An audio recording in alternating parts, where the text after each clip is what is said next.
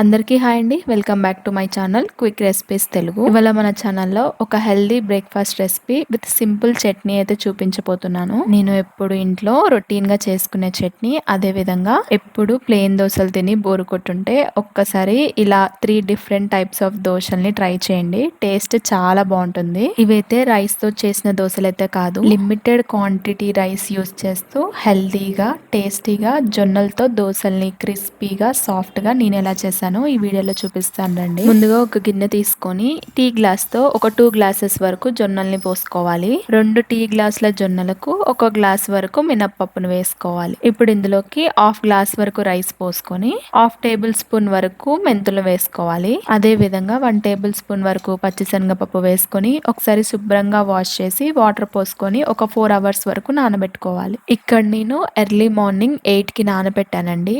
Evening 4 కల్లా grind చేశాను. మనం రైస్ తో చేసుకున్న దోశలకైతే అంతసేపు నానబెట్టాల్సిన అవసరం లేదు. జొన్నలు కాబట్టి కొంచెం ఎక్కువసేపే నానబెట్టుకోవాలి. ఇప్పుడు శుభ్రంగా ఒక 2-3 సార్లు వాష్ చేసుకొని మెత్తగా గ్రైండ్ చేసుకోవాలి. చాలా మంది జొన్నలతో దోశలు వేస్తే ఎక్కువ క్వాంటిటీ ఆయిల్ పడుతుందేమో అని అనుకుంటారు. అస్సలు ఒక్క చుక్క ఆయిల్ కూడా వాడకుండా క్రిస్పీగా సాఫ్ట్ గా దోశలు మాత్రం చాలా బాగా వస్తాయి. ఈ వీడియోలో నేను చూపించే విధంగా మీరు కూడా ఒకసారి ట్రై చేసి చూడండి. ఈ విధంగా గ్రైండ్ చేసుకున్న తర్వాత పిండి అనేది ఈ కన్సిస్టెన్సీలో ఉండాలి. ఇప్పుడు పిండి మొత్తం ఒక బౌల్లోకి తీసుకొని మూత పెట్టి ఎర్లీ మార్నింగ్ కి దోశలు వేసేసుకోవడమే. చూడండి పిండి అనేది ఎంత బాగా పొంగిందో. ఇప్పుడు ఇందులోకి హాఫ్ టేబుల్ స్పూన్ వరకు సాల్ట్, హాఫ్ టేబుల్ స్పూన్ వరకు జీలకర్ర వేసుకొని మొత్తం ఒకసారి ఈ విధంగా కలుపుకోవాలి. అరికెలతో, కొర్రలతో లేదంటే జొన్నలతో ఈ విధంగా దోశలు కానీ ఇడ్లీలు కానీ వేసుకున్నప్పుడు ఓవర్ నైట్ ఫర్మెంట్ అవ్వనివ్వాలి. ఫ్రిడ్జ్ లో పెట్టుకొని నెక్స్ట్ డే మార్నింగ్ కి దోశలు కానీ ఇడ్లీలు కానీ వేస్తే అంత టేస్టీగా రావు.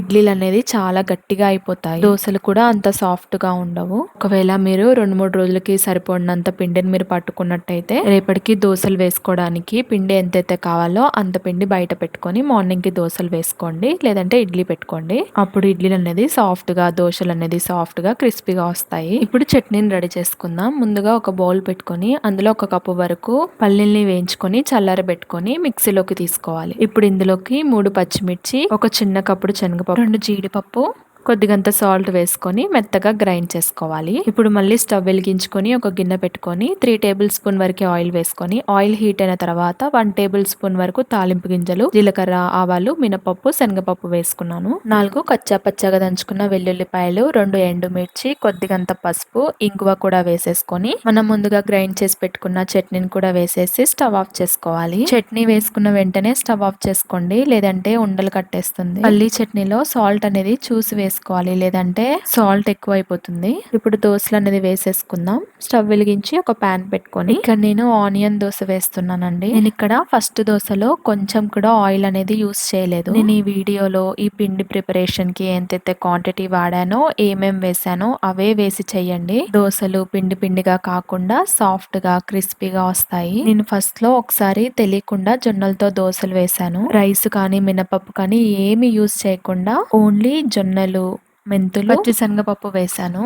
అలా చేసినప్పుడు ఆయిల్ క్వాంటిటీ అనేది ఎక్కువ పట్టింది. అదే విధంగా దోశలు అనేది సరిగ్గా కాలకుండా కొంచెం పిండి పిండిగా కూడా అనిపించింది. ఈ విధంగా బ్రౌన్ గా వచ్చిందాక కాల్చుకున్నా కూడా ఆడాడ పిండి పిండి ఫ్లేవర్ అనేది తగిలింది. దాని తర్వాత కొద్దిగా మినప్పప్పు, రైస్ ని కూడా యాడ్ చేసి వేస్తే దోశలు టేస్టీగా చాలా బాగా వచ్చాయి. ఆనియన్ దోశ వేసుకున్నప్పుడు ఓన్లీ 1 సైడే కాల్చుకోండి.